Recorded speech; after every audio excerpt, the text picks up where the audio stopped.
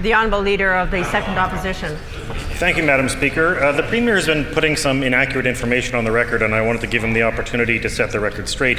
He has said that he opposed the Harper government, Conservative government's changes to federal healthcare funding, Madam Speaker, but there were two very important changes. One was to reduce funding increases from 6% a year to 3% a year.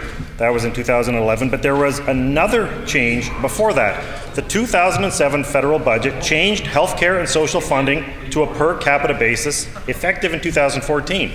Under that agreement, every single province got less except one, Alberta, which received $954 million more in funding. In 2007, the Premier was a Conservative MP, a member of the Finance and Health Committees, and he voted for that budget that cut federal health care and funding to every province but Alberta. I table his voting record. Can the Premier explain why, in 2007, he voted to undermine Manitoba's finances and health care system?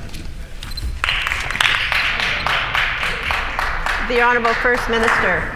I'll start defending myself when the member starts explaining to Manitobans why he wants to work so hard on behalf of the Liberal government in Ottawa. Sure.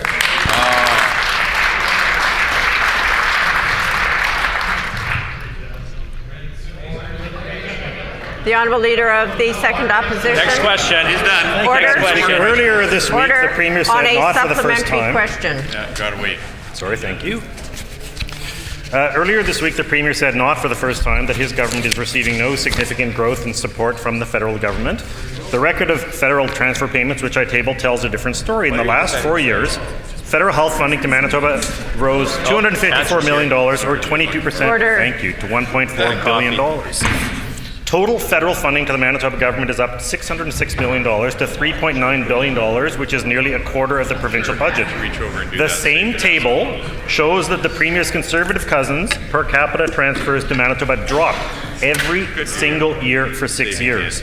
The numbers don't lie, Madam Speaker. Does the Premier recognize that years of cuts by his federal Conservative cousins undermined Manitoba's finances just as much as the NDP did?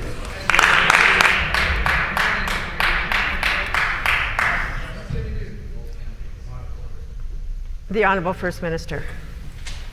Well, Madam Speaker, they used to say that the success of the provincial Conservatives depended upon some success in the provincial Liberal Party, but I sure hope not.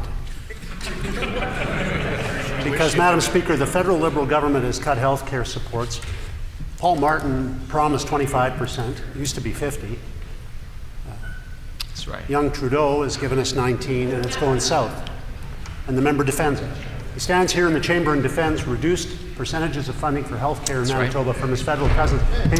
His loyalties are totally misplaced. While he stands up and defends his Liberal cousins in Ottawa who cut health care, we'll stand up on this side of the House for Manitobans who want health care.